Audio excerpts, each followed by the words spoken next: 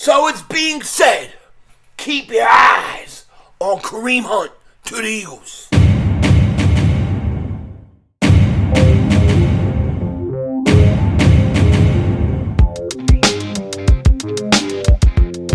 Dallas still stinks. You're right the way, King Dingbat here, and happy Victory Monday, baby. And of course, happy Halloween to each and every one of you dingbats out there. I hope you guys are having a great day. You know, the Philadelphia Eagles are 7-0. It's like, we've had no tricks this Halloween. We've had only treats. 7-0. In a couple days, we will be 8-0. And to me, the only thing that I'm really wondering right now, the only thing that is really on my mind right now is, what's the little guy up to? What is the little guy doing? I know he's sitting in his little cave and he's sitting there calculating the calculations of the cornbread. He's got his pocket pencil protector all in order from length of pencil to ones that are the sharpest. And he's sitting there making calls and he's doing his thing. And Howie Roseman's stirring the gravy. He is trying to get a deal done. And it could be Kareem Hunt that we're going to land. Now, we're going to get into it in a second. But if you're new to the channel and you like the content, make sure you hit that like button. More importantly, make sure you subscribe for daily Eagles content, NFL content. You don't want to miss it. And if you've been subscribed for a while, just double check. Double moonwalk check. Make sure you're still subscribed. And if you're not, then maybe we're going to have to give you a drug test, okay? We're going to have to give you a drug test if you've been subscribed for a while, of course, because that means you're a great performer. And what happened to A.J. Brown this morning going to work, right? A.J. Brown goes off yesterday. He basically goes out there, demolishes the Steelers. He's basically playing two defensive backs versus him. They can't stop him. The league, they don't know what to do. They ain't seen anything like this in a long time. Roger Goodell, he says, this guy must be on drugs. That's what he's thinking. This guy must be on drugs. He must be doing drugs. How's he playing so good? So what happens? Get this. A.J. Brown goes to work today. He's got a random drug test. A random drug test. This is what he said. He goes, I would have a drug test this morning, huh? Laugh out loud. Roger, this is not random at the NFL. Of course it's not random. You went out and you manhandled two men at the same time. Pause. I didn't mean it that way. You know how I meant it. I meant it from a football standpoint. He dominated the defensive back. Pause again. You know what I'm saying, right? He took care of the other player. Pause again. You know what I'm trying to say, right? He dominated. What are you going to say? Pause again. But A.J. Brown went off yesterday. Pause again.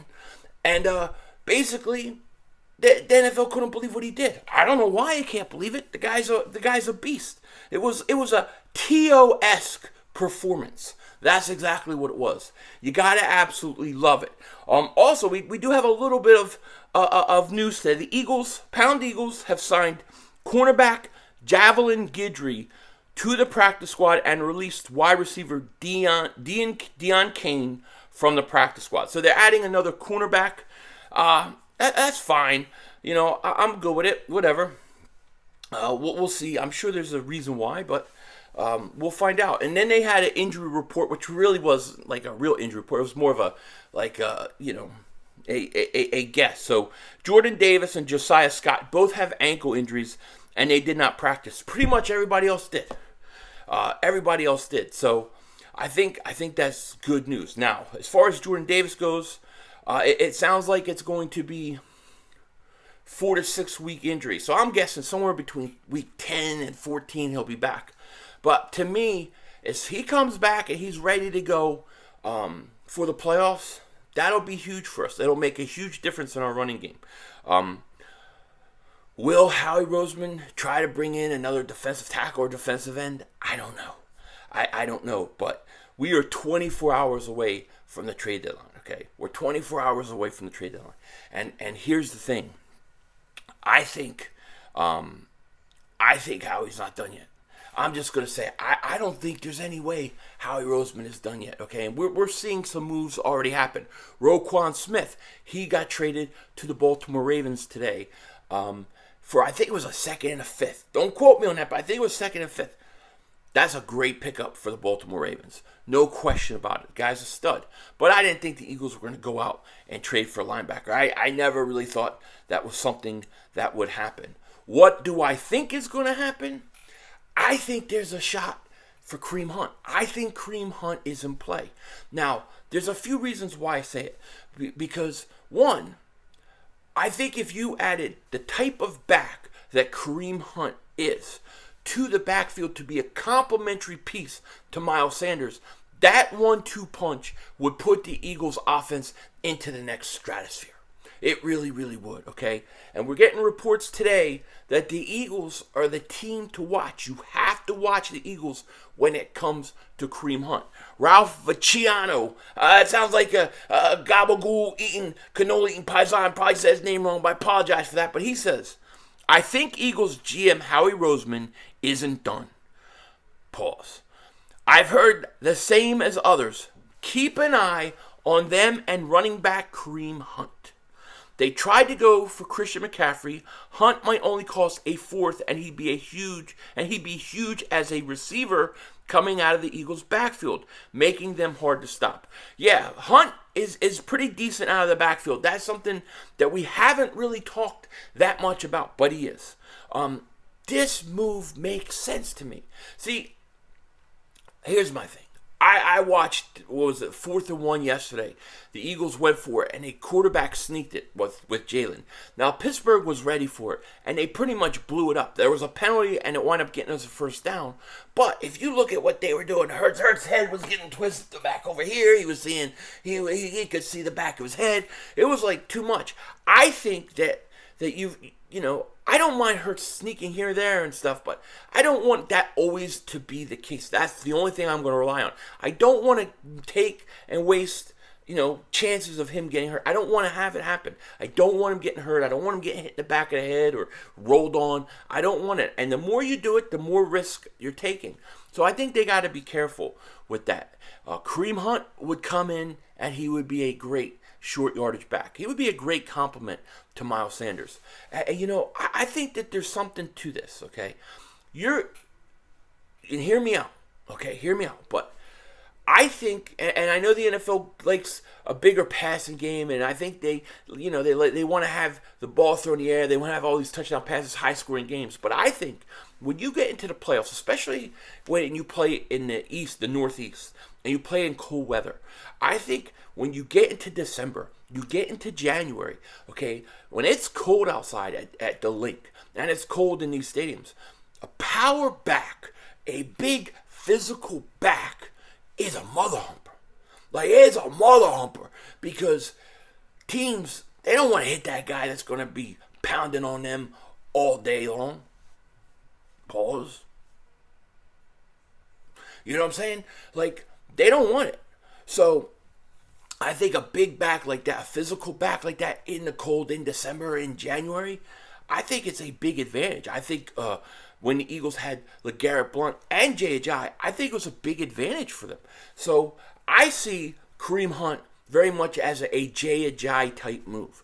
When the Eagles in 2017 wanted to go out and get another running back, Jay Ajayi was the guy that they chose. In 2017, when they traded for Jay Ajayi, one of the reasons they gave in trading for him was that they had joint practices with the Miami Dolphins. And basically, they felt very comfortable getting to know who Jay Ajayi was and getting to watch him, and they traded for him. I think it's very similar now. Kareem Hunt was at joint practices when Cleveland and the Eagles were practicing. We've seen the pictures over and over again of him talking to Nick Sirianni and things like that. There's no doubt that the Eagles are not going to duplicate what has worked for them before. The Eagles were trying to gauge Kareem Hunt. We're trying to, talk to him, see where he's at. And he may be the perfect person to come in one more year, for the rest of the year and help the Eagles out. I think what it would do for the offense, I think it would be tremendous. I think it would give you another element that you kind of lack a little bit. And I think for the cold weather that's coming and the late games in December and in January, I think it's the perfect move to make. Look, the Eagles should go 8-0. The Eagles should then go 9-0 and then 10-0. I think the Eagles start 10-0. I think the chances that they get the number 1 seed in the NFC conference, meaning home field advantage and a bye week, is very important. And I think it's going to happen. So I really believe that Kareem Hunt and this move, I think that there's something to this. Now, I don't have a crystal ball. I'm not Nostradamus. I'm not Nostradamus 500. I'm just a man. I'm just a man with a little camera, and I come on here and I give you my opinion. Sometimes my opinion's right, sometimes it's wrong. But this makes a lot of sense to me. It just, as a move, it makes a tremendous amount of sense to me. Kareem Hunt. Now, they want a 4th for him. If they're dead set on a 4th, then I try to do something like a 2024 4th or something like that. But I'm hoping you could get him for a 5th or 6th or something like that. It doesn't have to be a 2023 pick, maybe a 2024 pick. But I'm down with this move. I think this would be a great move. The other move that I would like to see the Eagles make is I still think you needed more depth at safety. I still think a guy at safety and a guy that could do returns would be good. Now, I thought Britton Covey had his best game yesterday, but I still think I still think that's an area where we need to upgrade, My final thoughts for yesterday's game, just to talk about real quick, was the Eagles did what I thought they were going to do. They dominated the Pittsburgh Steelers. They're a much better team than the Pittsburgh Steelers. And, I did 2 videos on that game yesterday. Pretty much said what I had to say. It's time to get ready for Houston. The only shot Houston has is they really have none. They have none. The best thing going for them into Thursday night is they're going to be wearing those red helmets. They look kind of cool. But I don't see how they beat the Philadelphia Eagles. I really don't. I don't see how they're going to do it. The only thing that concerns me about the Thursday night game, and I'll be putting a preview prediction out on that later in the week, but the only thing is they're traveling on Thursday in a short week of practice and travel. That's what makes this game a little tricky and what they have to be careful of. Other than that, the Eagles got this. No doubt about it. I'm curious to see what the Eagles are going to do in the next 24 hours. With that said, take care. Talk to you later, of course. Don't be a dingbat. Remember, it's how we vision. We're all just living in it.